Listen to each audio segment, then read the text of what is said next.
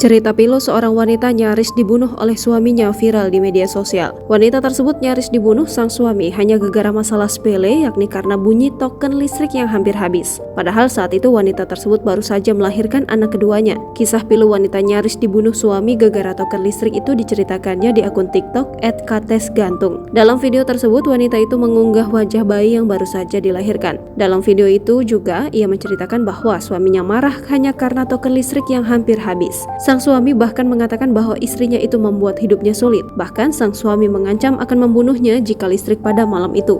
Aku abis lahiran 2 minggu, masa nifas masih jauh habisnya. Tapi aku mau dibunuh sama dia karena token listrik bunyi mau habis. Katanya kalau sampai listriknya mati malam ini, aku buat susah hidup kamu. Rasa mau aku bunuh kamu. Tulis @katesgantung. Selanjutnya, ia menceritakan bagaimana ia kabur dari rumah dengan membawa anak sulung dan bayi yang baru berusia 2 minggu menggunakan sepeda motor. Dengan modal Rp25.000, wanita itu kemudian membawa kedua anaknya pulang ke rumah orang tuanya naik angkutan umum. Ia juga berbagi pengalaman omongan kasar dari suaminya yang merendahkan dirinya dan keluarganya, mengatakan bahwa pernikahan mereka adalah sebuah musibah. Akibat perlakuan kasar sang suami, saat ini ia masih hidup dalam ketakutan dan terbayang wajah ketakutan anak sulungnya pada malam tersebut. Ia akhirnya memilih untuk terus tinggal di rumah orang tuanya. Pada kolom komentar unggahan, ia mengatakan juga sudah menutup semua akses komunikasi untuk suaminya. Kisah pilu wanita ini pun kini viral di media sosial. Kini video itu sudah ditonton lebih dari 150.000 tayangan, ribuan suka dan komentar. Download Tribun X sekarang,